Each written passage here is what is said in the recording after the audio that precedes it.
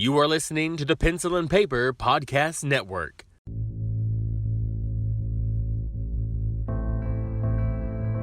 You're listening to the Horror Ramblings Podcast, the show about all things horror. We hope you enjoy the show.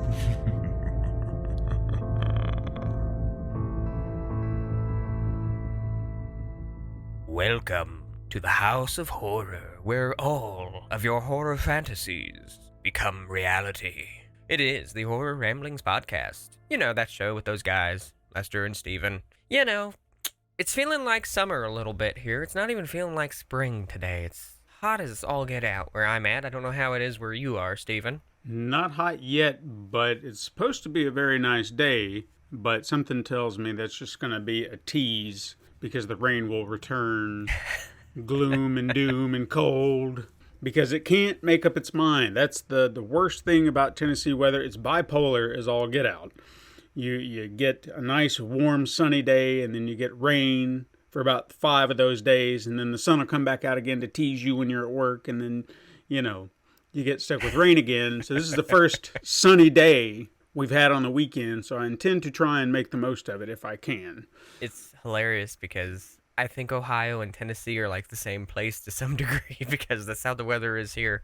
And I guess this week coming up, it's supposed to get chilly again here. So it's like you got nice and warm, and now people are going to get sick because the weather won't make up its mind.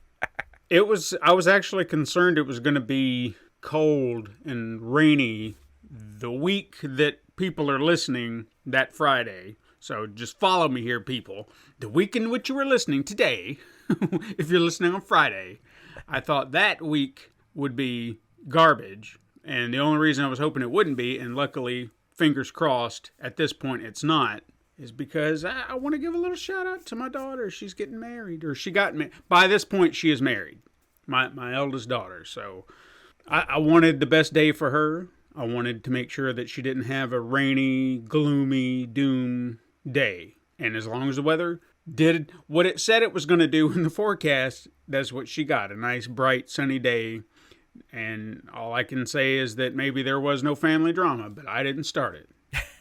Well, congratulations to her. I'll just say that now. That's awesome. And you know what? I'm going to say this, whether or not he hears it or not. I like my son-in-law. That's one thing that I think we're all kind of in a situation when our child gets married. Like, how are we going to feel about the mate they choose? I really like my son-in-law. I love him. How's that? I'll even give him that because he's a good guy. He treats my daughter well and treats his kids well. So you can't ask for anything more. That's awesome. It's super awesome. Yeah. Now, speaking of news, I was going to see if there was any kind of news you wanted to share. If there was anything that kind of popped into your head. I've seen a few random things, but I want to give a shout out to Dylan's Nightmare, the fan film that is coming out. A lot of people are giving it some flack, but I am definitely a Nightmare on Elm Street snob, and I am one of those people that falls into the category, and I know it's something that I need to break out of. I'm in that category that Robert Englund is the only Freddy that I can see. You know as well as I do that I went out of my way to write a film that will probably never get made. Let's just be real. Well, never know. You never know, but I'm going to lean that way right now. But I wanted to replace Freddy on screen because I thought that would be the best way. But after watching this Dylan's Nightmare trailer, I gotta say, whoever they have playing Freddy, I like it. Like, I really dig it. Like, he looks enough like Robert Englund's version of Freddy to where it's familiar, but they made him just a little bit different in his appearance.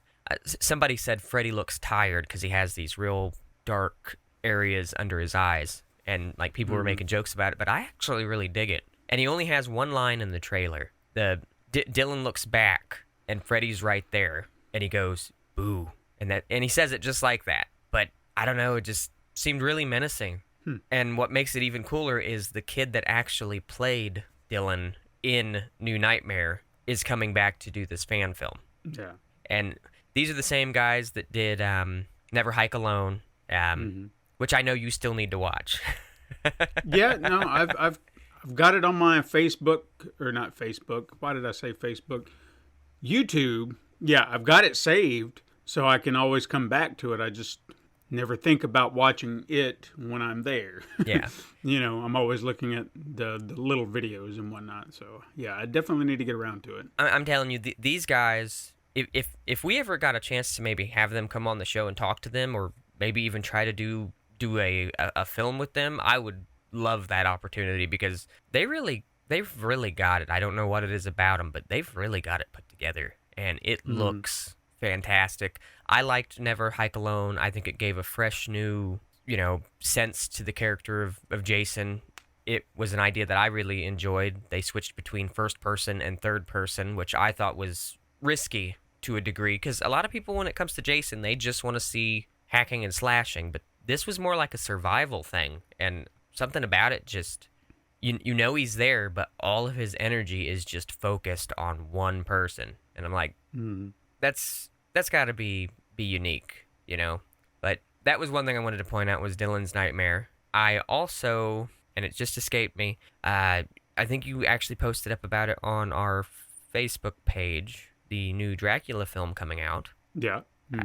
What is it called? The Last Voyage of the Demeter. Thank you. Yes. Yeah. And this actually surprised me as well, because we were talking about this last week when I talked about that Dracula's Daughter project, which I want to point this out too. This is an oddity, and I'm not sure what's happened. So when I talked about that, when I brought that up, it was the guys who have done Scream 5 and 6, and of course they've done some stuff prior to that. Ready or Not, I think, was the other one that I was thinking of. Yeah. And the very first headline I read said they were doing a remake of Dracula's Daughter. Every subsequent news outlet has said it's an unknown monster. So I don't know what has happened between what I first read and what is now being reported, because no other outlet has said that since. So I'm really confused, but I also feel like I'm not wrong because Melissa Barrera, who was in Scream 5 and 6, she was Sam, the main girl. Yeah. She signed on. So to me, there's your star, Dracula's Daughter. I don't understand why this is being titled, or an untitled script or whatever. And maybe it is untitled. Maybe they won't call it Dracula's Daughter. That's fine. But that detail has just suddenly disappeared, and I'm confused by it. So why was it reported once and now nobody's like, we don't know what it is? It's like, but somebody said it. So I don't know. But anyway, what was I going with that? The Last Voyage of the Demeter. This is also a Universal project. Yeah. So I was just really mind blown by that, because I was like, so you've got two Dracula pictures coming out in the same year, and whatever. I mean, I'm down for it, because they're completely drastic, different in tone, because Renfield is more of a dark comedy, whereas this is more of a straight up horror. But I do like the idea, because it is unique. We're talking about that story, but we're expanding on it. Like, what would that voyage be like? Because all they do in every movie that we've ever seen is they just kind of skim by it. Yeah. With the exception, did you ever see, I think it was just called Dracula. It was the Dracula series they did for BBC. Yeah, I was actually going to bring that up, because that was one part of that I absolutely loved, because I always wanted to see more of that journey, because in anything that, like you had said, in anything that I've ever seen, they kind of just skimmed over it, or they show the ship show up and there's only one survivor. And it's like, I want to know what happened on the ship. And I think they finally, they made the right call. And whoever came up with the idea at the studio, they deserve a raise, because it's such a simple concept. Like, I bet it was scary as hell being out on that ship knowing that you were probably next. Yeah. And my question is, are they going to stick with what we know? Because I don't think anyone made it off that boat alive. So are we looking at a bleak ending, or are we going to make some tweaks? I mean, I'm down for whatever, because I think the concept alone is already just, it's interesting to focus in on just that portion of the story. And again, that goes back to Universal's, I guess, I'm trying to think of what what you would call it, their plan of action, I guess. Yeah. To do these movies with unique takes. This is a unique take. You're taking just a portion of the story and expanding on it. Now, and maybe I'm thinking wrong, but didn't Renfield, wasn't Renfield on the ship? I thought he was, and he was the only survivor. I don't know if he was in... Because they've now, done he so may, many may have been in versions. that show, yeah. Yeah, but... Because I had thought that had happened, and then they locked him in, like, an asylum, and that's where, like, to figure out if he's the one who went mad and killed everybody on the ship. Because I thought that's how we got into, like, Van Helsing getting involved and everything else. But then again, I might just be confusing it with all the different iterations of the story that they've done. Sure. That very well could be be what's going on. All I know is the few shots that really stuck out to me were when you see Dracula climbing across the ship and then he disappears in the trailer, and then the scene where you see him from behind and he's this giant bat-looking creature. I don't care what anybody says. That's what I expect to see when I see Dracula. Like, I want to see him in a form that's not human. I think that's just, there's something about that that's just, I don't even know the word. I'm curious if they're going to stick with that design throughout. If they're just going to say, this is our Dracula, we don't need some fancy schmancy Nicolas Cage looking Dracula. Yeah. Because I think that would help it stand apart. So you're saying this is not the same as that, even though you have two Dracula movies coming out in the same year from the same studio. Change it up a little bit. I would be okay with just having a bat Dracula throughout the entire movie, because it needs to be your monster, so to speak. So I'm down for that. And I feel like that would just add to the audience's viewpoint of Dracula. It's like he's on the hunt, so he's taken this form of this ultimate predator to attack and feed on everyone on this ship. To me, when characters transform like that, it's like in Resident Evil when you're fighting a character who they appear normal and then all of a sudden, boom, they transform into this giant monster, and you're just like, well, I'm screwed. Yep. Just there's something about that. But starting from that point and realizing this is Dracula, who's supposed to be this handsome man that lures in all these women and everything. This is what he's really like. Yeah, that it adds this eeriness to it. Mm-hmm. And I know something else I was going to bring up. There's not a lot of information about it right now. Welcome to Derry is slated to come out in 2024. Mm-hmm. I'm interested to see what's going to happen. I know some people were upset because Skarsgård's not going to be in it as of right now, but it is a prequel, so it's going to tell the story of it coming to Derry in the first place. It probably didn't appear as Pennywise the Dancing Clown when it first came there, so It's going to be interesting to see what they do with it. I'm going to give it a watch. I hope it's good. I like Stephen King's work. I like a lot of his adaptations. I mean, I'm still a fan of Rose Red, and I know a lot of people thought that was kind of campy, but I freaking loved it. So no, I'm down to see it. I'm curious to see how they would approach it, much like how, like the concept for Castle Rock on Hulu. That had so much potential, and I really wish they would have given it a chance to breathe. I don't really understand why it got canceled the way it did, but it was just an interesting idea to finally connect some threads in Stephen King's work, because there are connective tissues and no one has really explored those until that show, where you have this is connected to that, this is connected to that. Everything in the books are more vague, where you see maybe a town name or a character or one little snippet, and it's just kind of referenced to where you'd be like, oh, that's this guy from that movie or from that book or whatever. And that's about as far as you get as far as connective tissue. So yeah, I know Dark Tower makes a lot of references to other books, and from my understanding's been is over these recent years, Stephen King has actually started to connect everything a little bit more. And talk about a crazy universe. It'd be like the breakdown of the Pixar universe, but Stephen King edition. I don't know how much I would want to see that universe be connected, but yeah, as long as it doesn't feel forced. Yeah.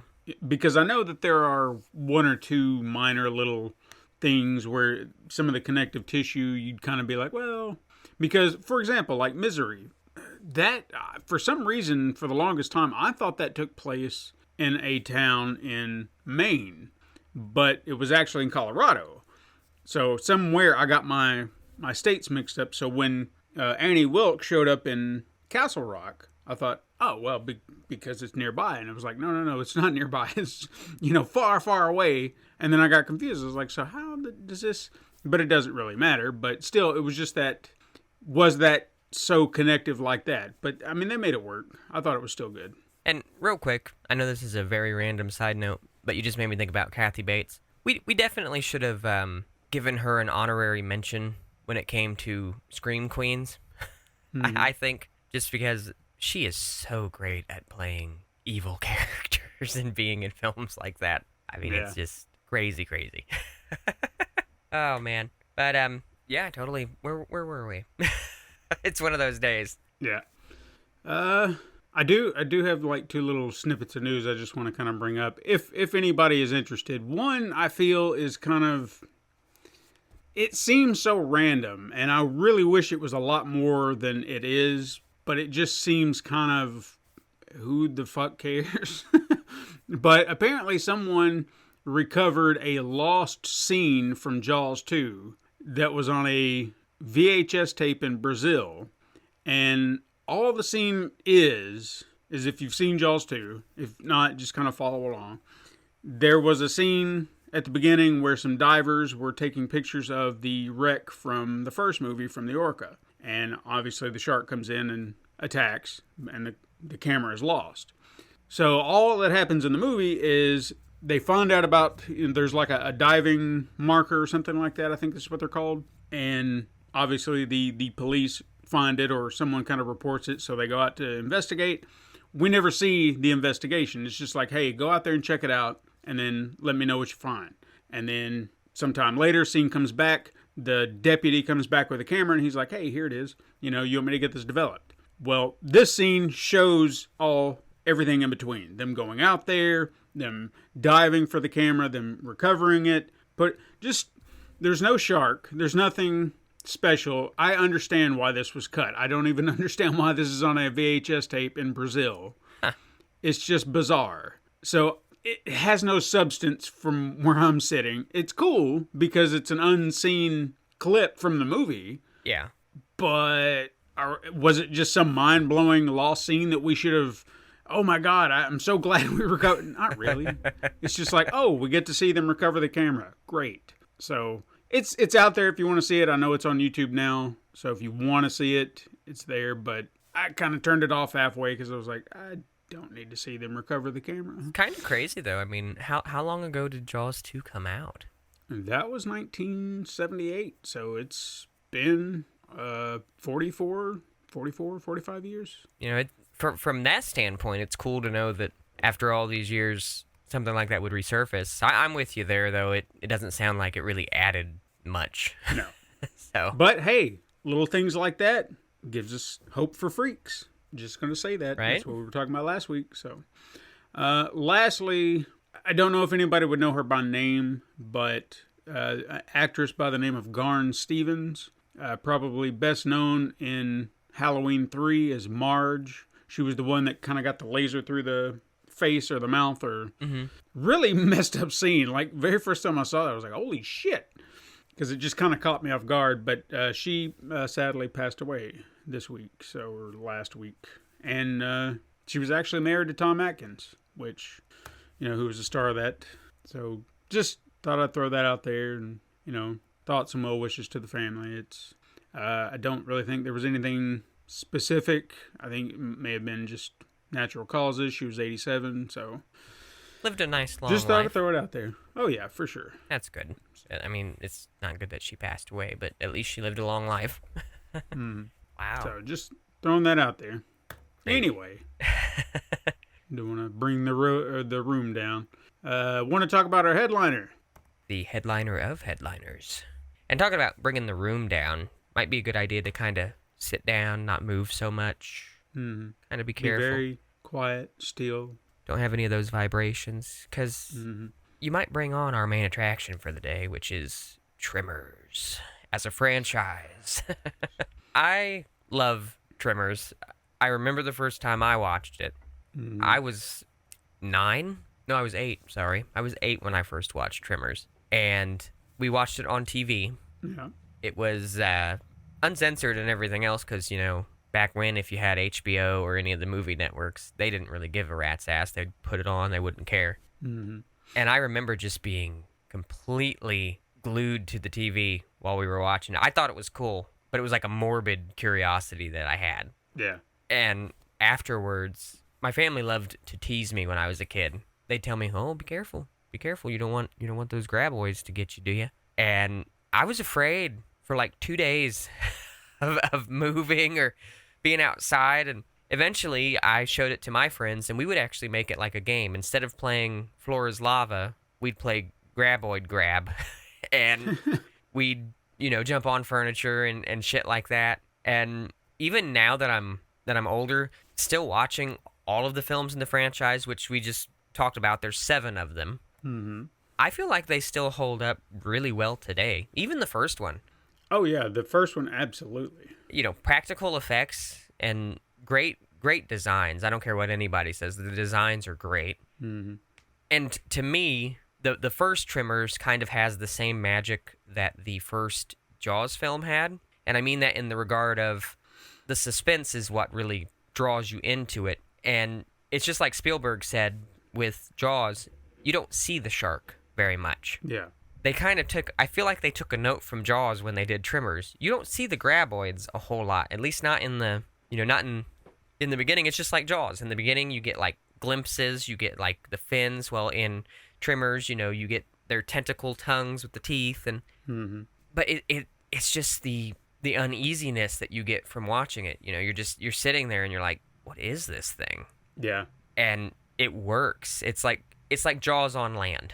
That's the best way I can put it. I think the marketing team should have kept the graboid and what it looked like under wraps. And because I'm almost positive I saw in a TV spot or something like that, they showed the graboid. And Yeah. I could be absolutely wrong, but at the time, I mean, come on, that's how you're going to sell it. But the idea of not knowing what it is, I absolutely agree. That's what sells a good portion of the movie up until you see it, because you have no idea. You don't know what this is. All you know is that something is under the ground. Yeah. Then you get hints of something, especially when you see their tongues. Yeah. Or their extra tentacle mouths or whatever. I mean, I really don't know what you'd call it, but even when you get those little snippets, you think, oh, well, it's just a big group of them, or there's quite a few of them in a group. You don't think about the bigger picture, so that just adds more confusion to everything you're seeing. It's like, but how would that work, and how would these little things? So yeah, just leading up to that moment to where you finally get to see it, that's when it's like, oh shit. Oh, and the reveal too at the end. The reveal of it is just they come out guns blazing. Yeah. And I love that. To me, the reveal of the graboids, again, I'm gonna compare it to Jaws. In Jaws, obviously they see the shark come up out of the water, and they're like, "You're gonna need a bigger boat." And the next thing you know, the shark is in the boat. Mm-hmm. We don't get the little glimpse in Tremors. We just get full on. Here it is. Yeah. And you have that huge mouth just open, and these tentacles trying to get at everyone. And it's, to this day, when I watch that scene, it doesn't scare me or anything like that, but it still excites me when I see it. Mm-hmm. Because the time and the energy that they put into this film, you can tell, especially with the first one, they didn't have a huge budget. Yeah. But they made the most of it, and they worked damn hard to make sure that everything looked good. And this movie came out 1990, so it's a 90s film. Mm-hmm. And there's a lot of horror in the 90s that I think is kind of sank into obscurity. And there's times that I think Tremors has kind of done that. But when you stop and you think about it, the last Tremors film came out in 2020. Sure. So it has stayed relatively popular over all these years. I mean, it would have to be, even if it's going to video on demand, it would still have to be fairly popular for them to keep making movies. Yeah, absolutely. I think the longest gap there was in between movies was about a little over 10 years. Yeah. But I mean, even at that point, that was trying to refigure how the franchise needed to go. But I really don't think. I honestly feel like if no one knows what Tremors is, if you've never seen Tremors as a fan of anything horror related, this is a must. Yeah. This is actually one of those films that I've always had on my shelf at some point in time. And I recently got my hands on the Arrow video release on 4K. Looks fantastic, sounds fantastic. Highly recommended if you want to go get that. But the film is so solid. And it's not just Kevin Bacon being your star power. He's awesome. But Fred Ward, man, what a talent that man is. Yeah. He's absolutely one of my all-time favorite characters in the movie as Earl. And he's just, I don't know, he's always thinking ahead, thinking logically, unlike other people, because everybody kind of gets into a panic, but Earl's always thinking ahead. He's just like, and he even says that in the movie, when Val is kind of going on about this and that and what their lives are doing. He's like, damn it, Val, you got to think ahead. You can't just keep living in the moment. You got to think ahead. And that's evidently true when you see that character and how he kind of approaches every situation. Yeah. So he's such a great, or was such a great actor. I hate that we have to say that, but. And let's not forget Michael Gross. Mm-hmm. Michael Gross. Think about this. Okay. Burt Gummer. At this point in time, and granted, this may be way outside of some people's wheelhouse, Michael Gross at this point in his career was probably best known for being the father on Family Ties, which was an American sitcom. Okay? That's all he was known for. He was not known as a badass with a gun, but yet he transformed over, the next 30 years to be Burt Gummer. And now that's how I view him. Yeah. And what a change. I got to give him props in the first movie, too. He was married to Reba. Mm-hmm. I mean, come on. Yeah. Which, they actually talked to her a while back about Tremors. She opened up a restaurant, and they talked to her about it. And she actually had a lot of praise for it. She actually really enjoyed being in it. Yeah. And I think that's the same with Kevin Bacon. He, for the longest time, kind of, shied away from it as if it was like a blight on his career.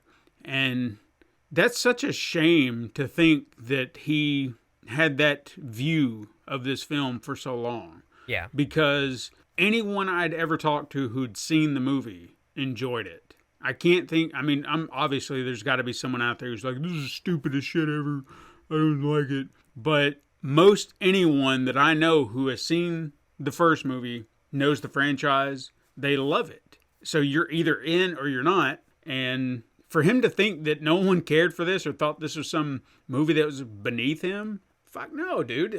His character, Val, again, that's another great character. He plays it to the hilt. And I love his performance in it. I love the dynamic between him and Fred Ward. It's on point. So he didn't give a bad performance. Yeah, you legitimately think they're just two buddies out in the middle of nowhere. Like, they sell it so well, and they worked so well together. And I'm glad that he's finally come back around. And from what my understanding is, he's even talked about wanting to do more Tremors. Maybe do another series, because they did do a TV series as well. Mm-hmm.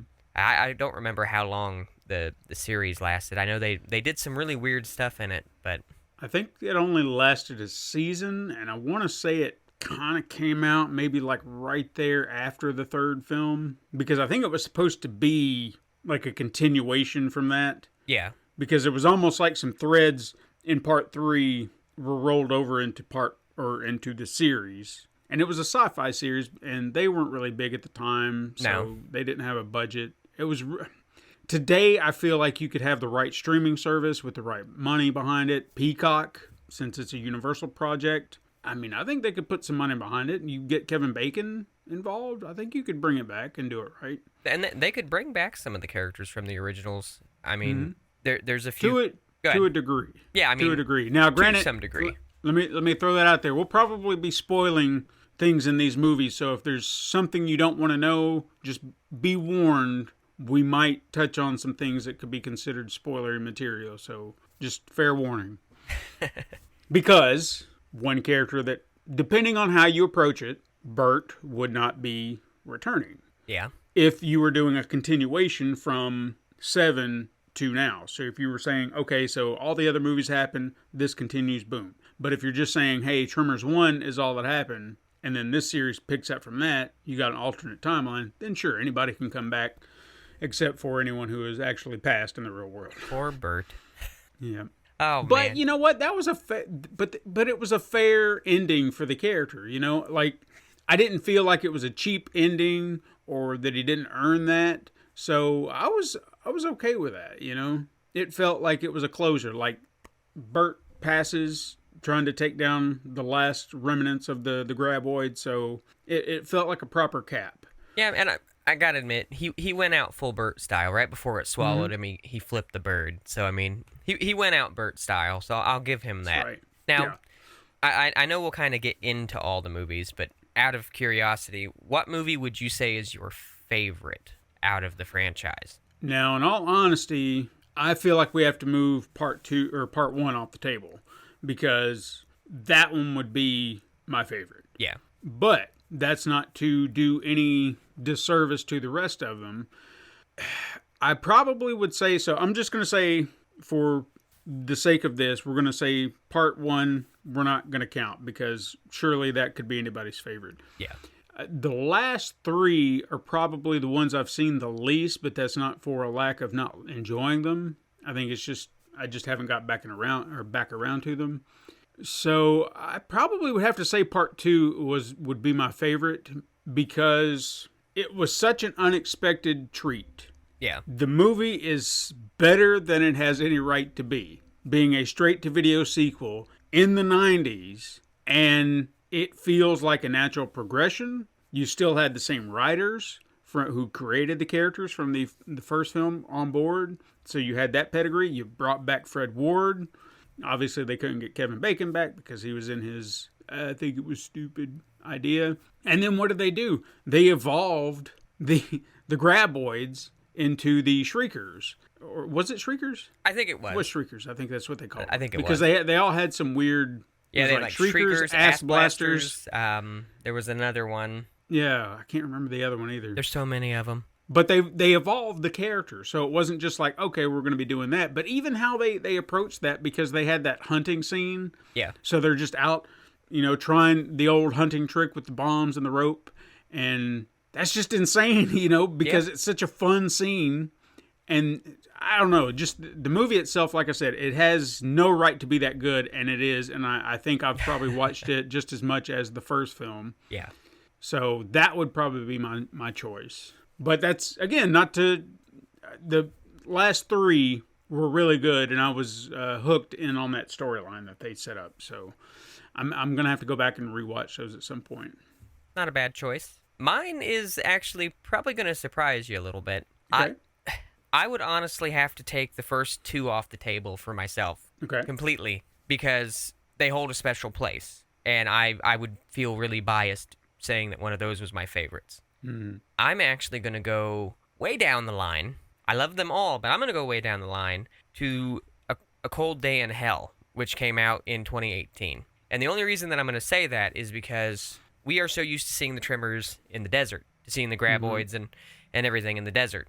This takes us to the Arctic. Yeah. This takes us to where it's icy, where it's cold. And the graboid that they have to deal with there is a different breed. It is a lot stronger. It is more aggressive.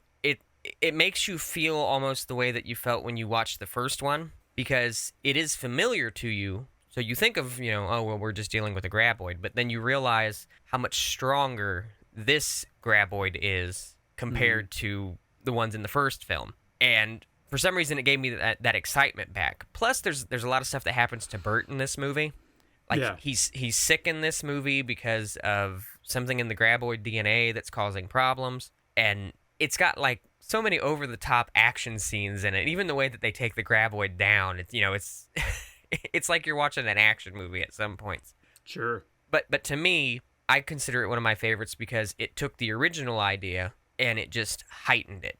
It made a normal graboid something completely different. And I love that they adapt. And I love the Screechers. I love the Ass Blasters. I love all of them. But there's just something about that simple idea of taking the original graboid and just pumping it full of steroids, I guess is the best way to put it, because something about it being in a different location just I found appealing, and I really enjoy it for that reason. So I would definitely consider that probably one of my favorites. Now, which would you say would be your least favorite out of all of them? Because I'm eyeballing one already. And again, by saying that, I'm not saying we hate them, or it's just maybe not your all-time favorite out of the lot. I would probably put it at Tremors 4. Same. Legend Begins. I think that was the weakest entry. Not to say it was bad. There was just something about it that I understand they were trying to do something different, trying to do like where did it all begin, and kind of give Bert his ancestor and how all that started. But I don't know. It felt off. Yeah, I think you could do without it. It fell a little short to me, and as bad as it sounds, I feel like with certain films, there's gimmicks that you want to see be the same, and sometimes when you change things around it works, sometimes it doesn't. Making Bert's ancestor kind of prissy and not good with guns, that was kind of a miss. Like, I found it funny, but then I got to a point where I was a little irritated by it. Yeah. Like, I always expected Bert's family to just be like that. And I don't know, seeing characters that we've seen previously sort of take on a different role, there was just something about it. I feel like if they would have done this maybe a film back, maybe 2 films back, or made it some kind of special that was like a side note, sure, I could see it working for that. But by the point where they made this movie, there was so much that was established already that it just, again, it fell off to me for that fact. Yeah. I did like, there was one of my favorite characters in it. Oh, I'll have to look him up here real quick. He kind of gets Bert to become like a shooter, and Blackhand Kelly is the character's name, played by Billy Drago. Oh yeah, Billy Drago. That's, oh man, what an actor that guy was. Yeah, and he in that, just the character was creepy and cool all at the same time. He wore all black. He had that black hat, and he had that like, we're gonna kill this thing kind of attitude. Yeah. I liked him in that film. Probably one of my favorite characters in that film. And, yeah, he's... Continue on, I'm sorry. Oh, no, you're fine. He was sort of one of the redeeming factors to me in the film. Again, I'm not saying that I hate this film. No. If it comes on, if it blah, blah, blah, blah, blah, can't talk today. If it comes on when I'm watching TV or something, I'll sit there and I'll watch it. Like, it does, I will not change the channel. I'll sit there and I'll watch it because I do enjoy it for what it is. But again, it feels a little off, it's not bad. So yeah, no, that guy, that actor, I think the very first time I ever remember seeing him in something was The Adventures of Briscoe County Jr., which is that Bruce Campbell Western series that he did. Very good series if you haven't seen it. And he played like the main villain, John Bly, and just his look, that attitude he conveyed. I mean, there was no denying this is your villain, and he just oozed this charismatic, villainous nature, and everything I've ever seen him in where he does that, I'm just like, he's like the perfect villain. Yeah. You know, anytime you want a good villain, cast this man. And he definitely... Everything I ever saw him in, he definitely found the type of role that he's made for. Oh yeah, for sure. That's how I've seen him. I've always seen him in more of a villain or a dark role, but he sells it. And he's so good. I think that's what helps this film progress is you love him in it. And I did like that they talked about, because if I remember right, they were down in the mines in part of it, and that's where all the stuff was happening. People were being taken by the graboids. I like that concept. Yeah. They never show people underground with them, which is kind of an interesting idea. You know, we're above ground. They're like the land sharks waiting for us, but being down in their turf, being down in a cave or down in a mine, or, you know, that just adds to the claustrophobic feel of it. And I think that would be fantastic to see in a movie. I mean, we did get The Descent, different monsters, but again, you're stuck down in a cave. There's something about that that's creepy. Knowing that you could be down there with something like a graboid, no thanks. Yeah. Now, which film do you think had maybe a more interesting concept because each film does tell vastly different stories. Mm. And I feel like some sell it a little bit better than others. And I know where I would go with it. Well, let's see. Trying to think back on some of these. I mean, coming back to the franchise, say with Part 5, we hadn't seen a Tremors movie in a long time at that point. And showing that Bert had gone from a man who was just hunting them, who had actually gotten fame from hunting and actually had like a series of hunting graboids, I thought that was kind of a unique take. Yeah. It was something different. Like, where would you go from that point? Because we saw where they were progressing. It was just like, well, they're still there, and what do we do? And even where the series went, trying to lay down perfection as some sort of nature preserve because of that white graboid, which they never came back around to. I think that was something they really set up, and it just kind of faded away. After the series died, they never came back to the albino. Or at least I don't remember them coming back to it. No, I remember there being one that was like the big one that they kind of left alone because it kind of left them alone. And I think it finally like exploded and created the Screechers, I think. Did it? One of the graboids did. I don't know if something did happen to the albino graboid. I'm gonna have to go back and look because I feel like that was a plot thread that just kind of got dropped off at some point. But again, that was in perfection, and they never really came back to perfection in the last 3 that I remember. I think they stayed pretty much away from all that. But yeah, I mean, just that idea of him turning this into kind of a career.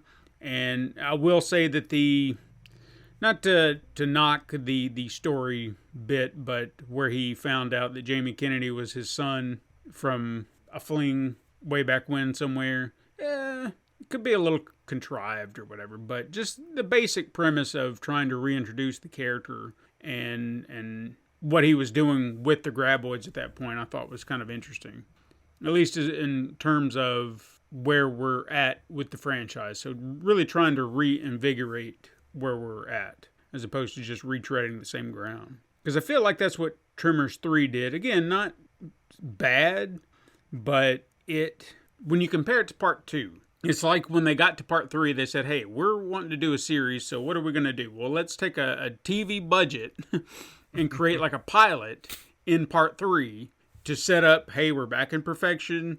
There's this new graboid that's an albino, and then now they're going to transform into ass blasters and a whole new evolution for the creatures. So it's almost like they were just setting up something, and it paid off with the TV series that really had no budget. So real quick, I wanted to just look this up. Yeah, they don't mention El Blanco, which is what they call the albino. Yeah, that's right. El Blanco. They don't mention him any further after the series. He's mentioned in the series for a minute. They thought in the series that El Blanco had a affection for Bert, but it was actually Bert's watch had high frequencies that attracted it to his area. This was the one that Bert would play with a little remote control car. Yeah. And because it's an albino, apparently it is sterile. It cannot produce shriekers or anything like that. And it's actually protected by the United States government as it's a protected species. And the people in the town, it didn't bother really the people in the town, and the people in the town didn't bother it. The only time that it would really ever attack would be sometimes if outsiders would come into the town. But you got me curious about it. Sorry to interrupt you, but you had me curious. I wanted to see what I could find real quick. Yeah, because I couldn't remember there being anything done with that particular creature from that point on, other than in the third movie and the series. Because again, I feel like all that kind of, it's one thing. Yeah. As if they were trying to figure out where they wanted to go with it and decided, oh, we'll just do a series and that'll be that. That'll be easy, and it just didn't work out, you know. And kind of like Ash versus Evil Dead. They were going to do a movie, but then they turned it into a series. But even that, they had the budget, they had a proper outlet to put it on. I mean, even though I'm going to shit on Stars for canceling it in the first place. But at least they got 3 seasons out of it. So it's a lot better than what Tremors got. Well, that's true. Yeah. I mean, quick shout out also to the guys who created the franchise, Brent Maddock and S.S. Wilson. I mean, if you don't know who they are, I guarantee you've seen some of their movies because they have written. They're primarily writers. Now they have done some stuff behind the camera as far as directing, but typically writers, like a writing pair. They did movies like, and again, maybe you haven't seen some of their movies, depending on your age, but they did Short Circuit 1 and 2. If anyone remembers Johnny Five, that's Favorite one of movie my ever? favorite things growing up. Yeah. They did did they write? Wait a minute. I think they were a story consultant on The Land Before Time. They didn't write that. Okay, so I'm not going to give them a lot of credit here, but they wrote Wild Wild West, and there's a great story behind that. Another great film that's in the same vein of Short Circuit is Batteries Not Included. I don't know if anyone remembers that, Jim, but I thought it was a great movie. So, I mean, they've done a lot of good stuff, and They didn't do. I think they did. They didn't do anything with called Cocoon, I think, maybe. No, I don't think they were involved with that. The only reason I ask is that I feel like the older guy that was in Batteries Not Included, I feel like he's in that movie as well. He is. Mm-hmm. I thought He so. is. Because Yep. I remember there was a night I watched a bunch of movies with him in them, and Cocoon was one, which, fantastic movie.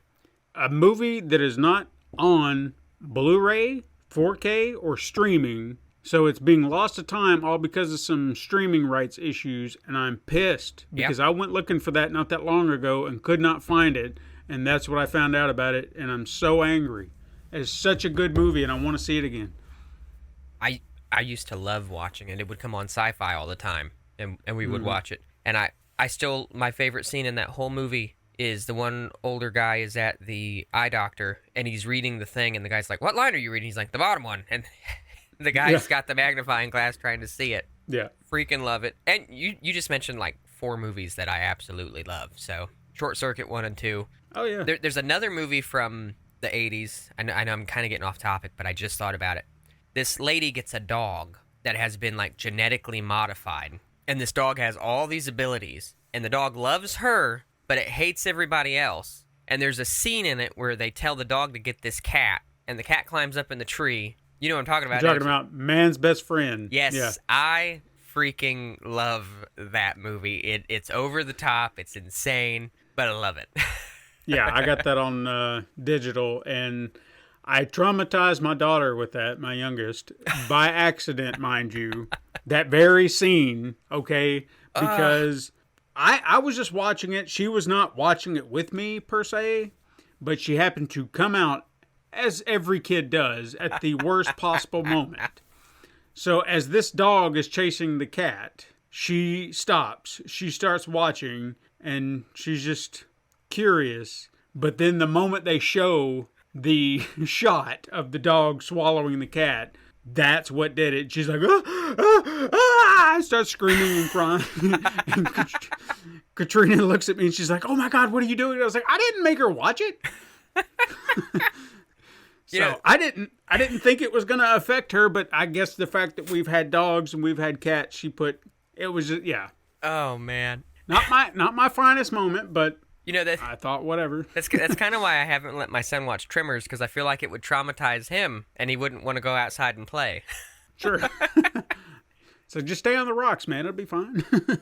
And I have to mention just real quick, the gentleman that we were talking about playing a good villain in Tremors 4. He's not in the last Tremors movie, but there's a guy named Richard Brake. Yeah, Richard Brake. And yeah, I know him. he puts me in the same mindset of that guy, and he sort of plays a role kind of similar to that. And I don't know if it's been a minute since you've watched the last Tremors film or not, but they have the guy that played Napoleon Dynamite in it as well. That's right. Which when I first watched it, all I could think of was him running away from the Tremors, going, "Oh my freaking God!"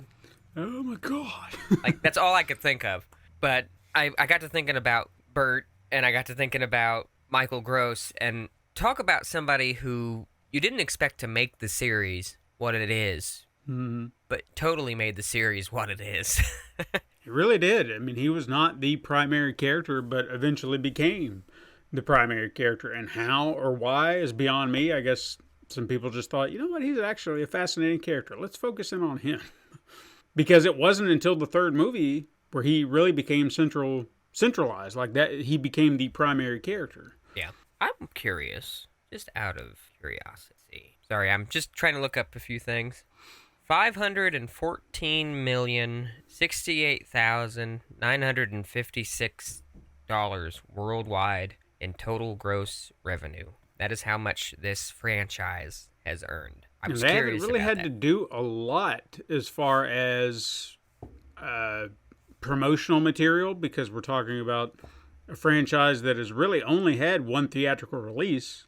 Everything else has been under the Universal 1440 banner, which, you know what, I'm going to even kind of give them a shout out. They're actually probably one of the better straight-to-video production companies. Now, granted, I would say Tremors 3 and 4 would beg to differ, but over time, I mean, even take a look at the last two Chucky films, or was it three? Curse and Cult? Yeah, it was only two. Yeah, Curse and Cult. They were released under that banner. Again, sequels better than they had any right to be. And same with this. They come out. So when I see that 1440, I'm a little, I'm a little relaxed about it. I'm like, okay, because you've got good pedigree behind it. They're not just trying to churn out asylum grade movies. They're actually trying to put some, money and time into it to produce something worthwhile. Whether or not that always pans out, that's a matter of opinion. But again, I think with these, I think they did a pretty solid job. I mean, they're even saying part 4 is the lowest on the poll is still pretty good. It's not unwatchable, there are plenty of sequels that are unwatchable. That is far from unwatchable. So There's a lot of joy in it. Yeah, I mean, yeah, just one of those films. Like I said, if I see it on, I will watch it. Or if I'm in a Tremors mood, I think you can actually stream all of the Tremor films, if I remember right. I think they're all on some streaming platform. If I had a guess, I would say Peacock. In fact, I'm gonna look right now as we're sitting here continuing to talk. I know the last one is on Netflix, because I think they had some kind of deal for the last one on That is Netflix. true. They did, actually all three of them. Matter of fact, I think they were, the moment they came out were released on Blu-ray or whatever platform, they also released on Netflix. Yeah. So that's actually how I got them. I was paying attention to that, and I watched them day and date. But just think about that too. We have one film that comes out in theaters, and through all these years, it's still survived. That's proof enough that if you're making a movie and you know it's going straight to video, still put the time and the effort into it, because you're going to yield amazing results. They don't have to market it crazy to be in the theater or anything like that. And it sells itself, because a lot of people probably look and they go, oh man, there's a new Tremors? And you remember all the fond memories you have of watching the other ones. Mm-hmm. And boom, you've sold some more movies. I mean, I think that's why Tremors has withstood the test of time. It's not just a horror movie. It's a horror action movie, I think I would consider it. But it's just so much fun. Like, Sure. You have a fun time watching them. And if you can have fun while watching a movie, you're going to seek more movies out like that. All right, well, streaming has let me down. Oh. 2, 3, and 4 do not seem to be streaming anywhere, nor part 1. Damn. But I'm gonna assume that you could still watch 5, 6, and 7 on Netflix, because that's where they dropped. What a shame. Now, I think you can pick up the first 4 of them. I think you can purchase them fairly reasonable. Maybe not Blu-ray. But I think you can get them on DVD, which they're still watchable on DVD. They are. But I think you can I'm pretty sure I saw them at Walmart not too long ago, maybe for sale. So, I mean, Good I guess you do job. have that. So yeah, all right. So you can buy them, or buy them on streaming, but you cannot watch them instantly right now on any platform other than Part 7 on Netflix. Oh, All the others you have to buy. So that is an absolute shame. Man. Are they I thought they were. Are they- I really thought they were out there. are they at least reasonable to get, from what you could tell? Yeah, I mean, it was probably, because I would assume the original would be the most expensive if you were to be spending money. So let's say you wanted to rent it, $3.99 seemed to be the going rate for all of them. But buy, on the other hand, I guess that depends. It'd probably run you about $15 if you wanted to buy it digitally, unless you can find a deal, which Vudu always has some deals going on, so I highly recommend checking those out sometime, because you can get bundles, and you can get about 5 or 6 movies for like $20, which you do the math on that, that's a pretty good deal. But that's a shame. I really thought they would have been on something like Peacock. Yeah, I'm looking like the original Tremors to buy on Amazon. Now, is this the Arrow video version? It's got the art and the little... Because that's the one I picked up. I'm looking what this X-ray means. PG-13. Just see it here. I think this is a digital copy of it. Now, an Arrow video, you can get the original film on 4K for $25 right now. See, I would rather do that because they want to charge you $15 to buy it here on Amazon. I'd rather pay the $10 extra and have it in the highest quality possible. Mm-hmm. That is a shame, though. That's a damn shame. Yeah, I really thought we were doing better than that, but I understand that there are streaming rights nonsense, blah, blah, blah, blah, blah. I don't really understand it. I really don't. Honestly, I thought if it is yours and you own it, put it on your service. Don't license it out to anyone. Say, here, this is the only place you can find this thing. Much like Disney does. They've pretty much gated most of their content. I won't say all, but most. Yeah, unfortunately, there's stuff. I'm going to say this just to say this, and I know that this has been brought up before, but I will give Disney props when they put some more adult content onto Disney Plus, and parents got mad. Disney flat out told them, we're not raising your kids for you. So I'll give them that all day. Which, that is fair. I mean, they put the parental controls on there. Same with all the video game companies that have been doing the same thing. They've been putting these parental locks. You can control it. It's up to you. And they get so pissy when they have to do extra work. Like, why didn't you tell me this game had violence and nudity and everything? Well, did you read the rating, ma'am? No. Well, that's not our fault now, is it? Do you know how to Google things? It's not that hard. Yeah. You realize movies have ratings too, video games have ratings, everything has a rating, so you know what you're getting. Well, that's like a few years ago. It's up to you. Like a few years ago, all those parents took their kids to see Sausage Party. Jesus Christ. And they said specifically, do not bring your kids. I would have loved to have been in the movie theater, though, to see the parents' reactions when they realized this is not a kid's movie.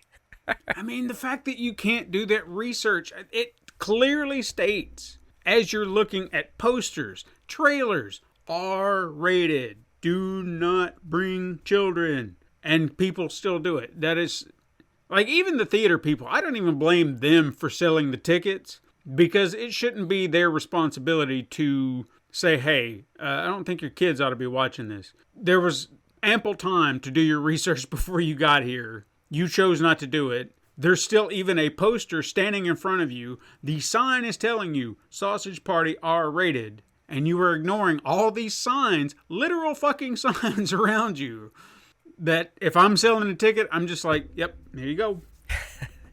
Don't bitch me out. Right. When you run out screaming, oh my God, I can't believe what my kids are watching. You brought them. And that's actually a perfect little segue real quick. Speaking of kids and movies, I think I would put Tremors on a list of films that might be a good introduction to horror for kids. Yeah, absolutely. They are all PG-13 to my understanding. There are a few scenes that are a little graphic. I cannot think of his name. He owns the store. You just said his name too. He owns the store in the town. Victor, I was going to say Victor Wong, but I think that's the actor. Damn it. I know who you talk. Oh, God. Yeah, I can't think of his name. It's like it's right there on the tip of my tongue. Like I want to say it, and every time it comes out, I'm saying his real name, not his character name. I forget. I have Google sometimes. Yep, I'm looking. You'll probably get it before I do. Victor Wong, Walter Chang. Walter Chang, Jesus. His death is a little more graphic. Yeah. But yeah, I think this would be a great film to kind of introduce kids to horror. It's nothing too graphic, and it's just enough to creep them out. Yeah. And I don't think that there's anything. I'd say most of the gore really comes from the graboids themselves, like the things you kind of see. Now there is some darker imagery for some of the deaths, like the guy who was stuck up on the power line. There was that guy. There was the guy, the sheep farmer that was drug under the ground, and they find his face kind of sticking out of the dirt. Yeah. So there's little disturbing images like that, but I wouldn't really consider them graphic, just kind of jarring, if you will. And the most graphic nature really comes from watching the graboids explode or get, things ripped off of them or stuff like that. Which most kids would think was cool anyways. Yeah, so I would absolutely agree. I think this is a great introductory horror franchise. I don't think it would be too much worse than watching Critters or watching Gremlins. Really, in that regard. And it seems like creature features are always a good go-to when it comes to kids. I've noticed that. Slashers, it gets a little too much violence, or there's nudity and things like that. Ghost stories and things, they tend to get a little more cynical. But yeah, just creature features, just watching some monster tear stuff up just seems to be a great thing. And that's another thing, the graboids, the design.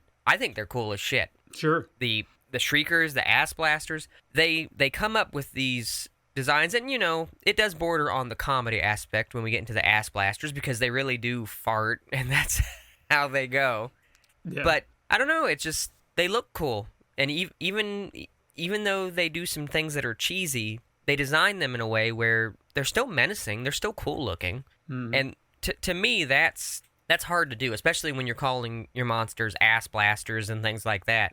If you can make them look cool and sell it, then that really works. I'm not sure who did the creature design for it, but I'm sure it's somebody that's probably gone off and done all kinds of creature design. I feel like there was a decent effects person behind that, and I guess that's another thing we can kind of dig into, because I think that would actually be something fascinating to look at. Amalgamated Dynamics. Let's see what they have done, because they did Tremors. They did some effects work in Alien 3, Demolition Man, Wolf, Mortal Kombat, The Santa Claus, Jumanji, Starship Troopers, Alien Resurrection. I mean, some good pedigree. And then, of course, they did a few other, like if you were to keep going down the list, there are a lot of big movies. When you said they've done a lot of work for it. When you said Starship Troopers, that made me think of the graboids a lot. There's a lot of similarities there, like thinking about it. I never thought about that, but you're absolutely correct. That is true. So now when I watch that, I'm going to have to think about that, because, it's eerie when you think about it. Yeah, that's true, but I guess there's a little crossover sometimes with your designs, if you're being completely honest. But yeah, I want to kind of bounce back to what you're saying about the graboids and just the interesting nature of the creatures. Not just the way that they're designed, but how they even thought about little things. Like, for example, the spikes on their body. They said, that helps them kind of move through the dirt. Which makes sense. And then how they approach people and how they are very patient. I think that's another thing that makes the very first movie so good, is when they get someone trapped and they're just that patient. They're like, no, we will stay here as long as it takes, because we can continue to hear you. And when they were stuck on the rocks and they didn't know what to do, they thought, well, they can't hear us, but they still can through the rocks. And just little details like that just made it so much better.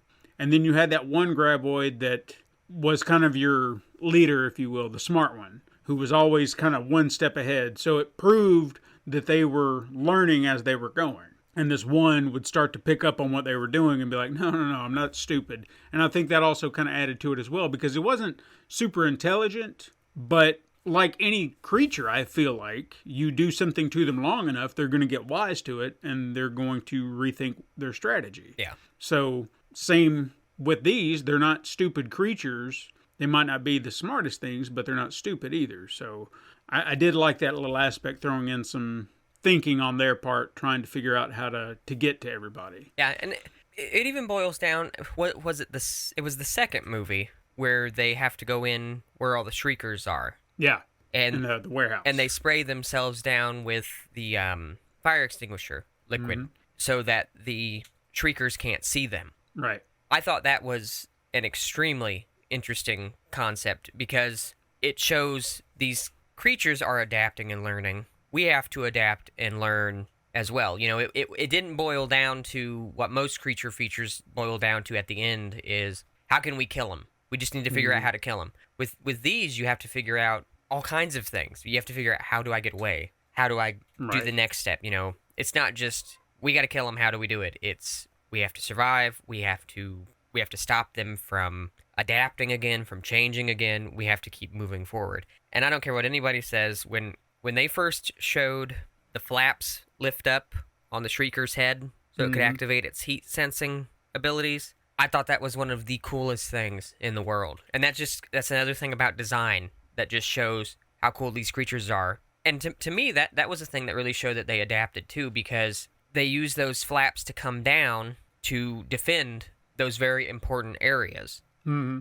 And it's a very subtle thing. It's like, well, you've got basically armor over your eyes because those are basically your eyes. Yeah. And I always thought that was just a cool little concept. And I always thought they looked like little raptors anyways, which was cool anyways. So, but that was also a great progression of the creatures themselves, because being blind and using kind of a sonar radar underground made sense, but having something more attuned to the outside, because the shriekers aren't going to be below ground, so you needed something a little bit more particular above ground. So infrared seemed like the proper way to go, and I thought that was a nice progression, because I never really felt like the ass blasters or even subsequent evolutions, which I feel like there was at least one more, but I cannot for the life of me remember what it was.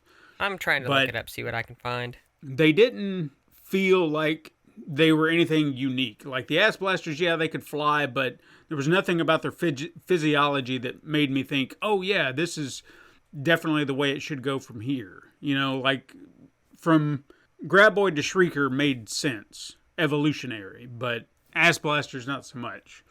Even though it's a fun design, it just doesn't make sense progressively, I guess. They have different types. Now that was one that they introduced in the I'm looking up different types of monsters from the Tremors universe. They did have, so the little tongue things that they have, they call those snakeoids. Those are... Because that makes sense. And obviously you call the big ones, the graboids, they're dirt dragons. Mm-hmm. There are detachable snakeoids. I don't remember that. That is in the Arctic one, if I remember right. Oh, okay. Yeah. Yeah, this one featured as the films explored the monster's different stages. When the franchise returned to the present day in Tremors 5 Bloodlines, it also changed the location to another continent entirely. This is when he's in Africa. The evolution of the creature in South Africa differed slightly, explained in the film, as due to different climates. Tougher ground conditions, etc. The snakeoids in particular were able to move independently from their host, Graboid, which allowed them to behave more like their namesake, which was also seen from the Arctic version. So they are in both versions. That is the biggest thing that I think is cool about the Graboids. Mm-hmm. That they adapt based off of where they're at. Sure. It would be really cool to see someone, just a thought, it would be really cool to see someone try to escape a Graboid by going into the water and having a Graboid that could swim. Yeah, they never really explored that idea. Yeah, that would be... Like, what would that look like? That would be terrifying. And apparently, I was wrong. So, the Graboids are their own species in here. So, there's dirt dragons and there's Graboids. I'm assuming one's bigger than the other. Then we got El Blanco, however you want to say it. The Shriekers, the Ass Blasters, which we mentioned. Which I guess I kind of understand the ability to fly. I suppose, because it's like the next stage of evolution, to be able to fly for them. But even this, like having an aquatic version makes more sense to me. Yeah. Because that's a form of underground travel that isn't technically underground, but it seems like that would be a natural thing for them to do. So that would be yet another place you could not escape. Yeah. Which would be cool, be on an island or something and have to try to escape one and you're in the water. Like, that would be... And they could make them even bigger because it seems like everything that's in the ocean gets even bigger. Sure. Now, again, I really like the Arctic film, and I'm trying to see if they... Here's a little synopsis on this. I just want to read this to you real quick. This is about the Arctic graboids. These graboids had been awakened in the Arctic due to unnaturally warm weather and seemed to blend the different breeds seen in previous films, which meant they were able to breach the ground as a full-grown graboid and had detachable snakeoids that could operate independently. It doesn't talk about a lot more in this article, but in the film they do bring up how much stronger they are because of the ice. And with the warming conditions, they're able to get through things like rock and stuff like that because they're built different. Which makes sense. I mean, that's same as a polar bear in some aspects where it had to adapt to survive. Yeah. So, yeah. And they do bring up the graboid virus, which is something that Bert gets. Not really a whole lot to say there. You get sick. He got eaten by one. He got swallowed whole by one, and he escaped. He got blood and crap in him from the graboid, and it made him sick. Easy enough. Sounds good to me.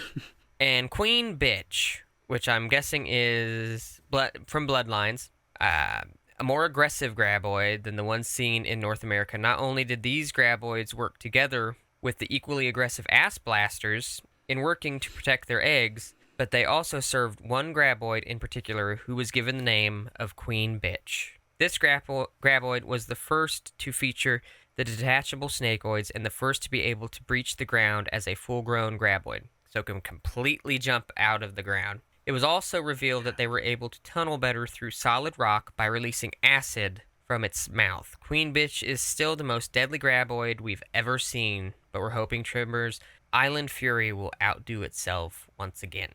That was Island Fury. Was that supposed to be one of the other movies and they just said... They might have changed the name. Oh, yeah. Oh, that was Shrieker Island. Okay, so that was its working title, was Island Fury. Gotcha. That makes sense, but that's what I freaking love about Tremors. You know, they change the Tremors, and I was trying to find all the different ones in the series, because in the TV series they explore even other breeds, other types. I think there's even like a plant type or something that they do. It's something really weird. Mm-hmm. But it changes with its settings. You know, it changes with the environment that it's in, and I love when films do that because there's something cool about the monster being able to adapt. Yeah. But Tremors is just, it's one of those film series that unfortunately you have to pay to get a majority of them. Right. But if what the hell? If you get the opportunity to watch them, I feel like they're really enjoyable. They've held up really well. They are cheesy at times. They're a little over the top, but it's a creature feature. Go into it with that mindset of, I know this is going to be over the top, crazy, and you'll have fun with it. I know I still have fun with them, so... I think that's the key takeaway. They're fun. I mean, if there's anything that can describe them best, it's fun. Just a fun ride with thrills, chills, a little bit of gore here and there, but it's fun. It's just I really want to go and start watching these right now. You know? It's been a minute. Like, honestly, I kind of want to pop one in. Mm-hmm. I know I rewatched the original not that long ago after I got the disc, but I kind of want to go back and revisit especially the newer ones. I can't remember the last time I watched 3 or 4, but 5, 6, and 7 I kind of want to go back and rewatch. So I'm gonna have to find a way to, maybe I can find them on Vudu and they'll have like a big spot for me to do my, like a box set or something I can get for very cheap. If I can do that, I'll do that. Hey, just I ain't gotta worry about it. a tidbit for you. I don't know if you ever got to watch any of the series, but it is on Tubi. Oh, the Tremors series? The TV series is on Tubi. I just looked it up. When it came out, yeah, we didn't really talk about it, but when it came out, I tried to keep up with it. I think I did have sci-fi at the time, so I remember watching episodes, but could I tell you what happened? Not really. I mean, I would probably be accurate in saying that I watched every episode, which again is not saying very much because I think it was only 12 or 13 episodes. 13. But I could not tell you anything about them. Like, there was nothing about any episode that made me go, this is the episode I'm going to remember for the end of time. Yeah. And that's not to shit on it. Apparently, it was keeping my attention to a point. And I do remember better than I thought. There is an episode that involves plants. It's called Flora or Fauna, and it says the Mix Master creates a deadly mutation that is part plant, part animal. So I did remember that correctly. See, something about that seems familiar, so I may kind of remember something about that episode, but details I couldn't tell you. And the show it started March 28th, 2003. The last episode was August 8th, 2003. Okay, so they did this, like, I thought it was a little closer to part 3, but it was closer to part 4. Yeah. So I wonder if they just had the idea, and once it kind of fell short, they were just like, well, let's go back to the movies, and that's where they came up with the prequel idea. And that's the thing. And then it had to sit dormant for a while. You don't have to watch the series for the movies. You really don't. Oh, absolutely not. But, I wouldn't tell anybody, like, not to watch it, because there might be some enjoyable things. I remember it very loosely. I wasn't watching a lot of sci-fi at the time for some reason, but I do remember seeing advertisements for it. I remember watching some of it, and it was one of those things where if you like Tremors, you'll probably enjoy it to some degree. But there's just something about movies with Tremors. Like we said earlier, if they wanted to do another TV series and they went about it the right way, I think it would be fine. But Sure. There's just something about a movie for Tremors that just seems to make more sense. Yeah. I mean, series-wise, I guess it just feels like it's going to run its course very quickly, because what can you do long-term with that concept? Yeah. It doesn't work. Tremors is just one of those things, like, I want to see the beginning and the end within, like, an hour and a half. I want to just go on a wild ride and then be done with it. It's like a roller coaster, almost. Like, you don't ride a roller coaster in a series. You get it done. You just go and you do it. and that's how these movies feel when you watch them. There's a lot of ups and downs and curves and loop-de-loops, and you're like, holy crap, what did I just watch? And you get to the end of it, and you're like, that was epic. Yeah, that was awesome. You don't want to drag it out for too long, because you drag anything out, it starts to lose you a little bit. Yep. But yeah, Tremors, freaking awesome, people. Watch it if you get the chance. I can't think of anything else that I have for Tremors. I didn't know if there was anything else you had. No, I kept looking over a lot of these movies, trying to remember if there was anything specific. Unless we wanted to break down each movie, I don't think there's really much of anything that we can go. Because, I mean, we pretty much covered a lot of, we touched on every movie and the little things in between that kind of make them stick out. Last I heard, kind of like what you said at the beginning, I don't know if there's going to be a continuation of any kind. I feel like at this point they'll probably look at a reboot, which I hate to think about, but I guess it's a 30-year-old franchise at this point. I mean, I'm surprised it hasn't been rebooted. I'm surprised it's continued on with a followed through line, but maybe it'll happen, maybe it won't. But last I heard, that pilot that Kevin Bacon was trying to do did not go anywhere. So I guess it's sitting in it's in limbo right now until they decide what they want to do. Yeah, I just Googled it just for shits and giggles. And the last article I see is from January 30th, and it says Kevin Bacon still waiting to return for a new Tremors movie. Which I feel like he should be, pushing and being like, hey, I got it. I'm good. If you want to do it, I'm here. He seems like the type that would do that. It would be interesting to see a movie where he returns. Maybe it's the same town. Maybe it's where it all started. Maybe he returns for some reason, and it starts back up again, and he doesn't have the people that he had before. Maybe touch on that, Sure. that he doesn't have the people that he had before, and he really is struggling to face these monsters. You could add a more emotional performance to it and make it. Sure. You could make it something. It could be a horror movie and kind of a drama, I guess, as it were. But it'd be interesting for him to, he doesn't have his friend with him anymore. He doesn't have Bert with him anymore. He feels alone in it all. Yeah. So whatever they do, I'm all for it. Yeah. I'm waiting to see more Tremors. And give us a Tremor in the water. Like, show that happen at least one. It doesn't have to be the ocean or something. Maybe like a lake or something. Just something about that would be really cool. There's a good idea in there. Its execution is what would be the bigger deal, is how they do it, because I'm sure you could fuck that up pretty hard. But I could. And there's the biker gang going by my house. Jesus Christ. I could see it now. Kevin Bacon and them get into a boat and they row out into the water because they think that they're safe, and all of a sudden you see the dirt coming up where it's just drilling through the dirt, and then you see the water start to bubble up where it's swimming, and just Kevin Bacon looking and go, what the hell, they can swim now? Why not? It sounds like a great idea. It'd be cheesy, but it would work, I think. But no, I think we did justice to it today. I mean, as bad as it, like, I don't want to say as bad as it sounds, but all of the Tremor movies sort of follow the same idea to a degree. The monsters adapt, they change, but at the end of the day, it's humanity trying to survive them. And the Tremors in each film are a little bit different. Some of them are a lot different. When we get into the later films, you know, they really show differences in them. But I think we did it justice. Oh, yeah, for sure. I agree. But yeah, if you don't have anything on them, then you can tell the people where to find us.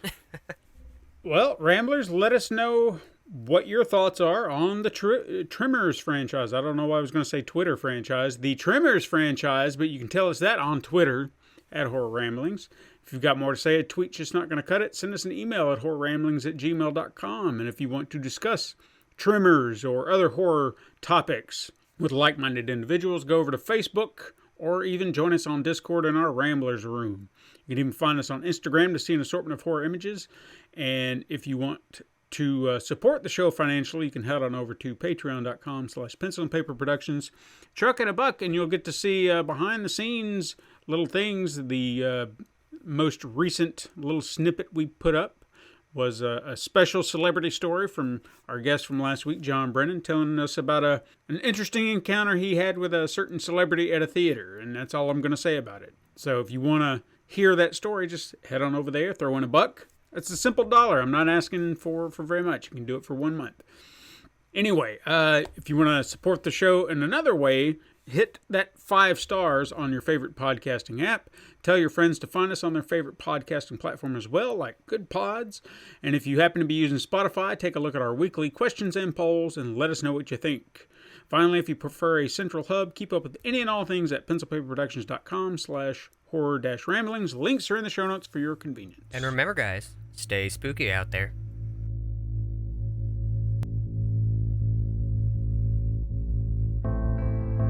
This has been the Horror Ramblings podcast. Join us next time for even more.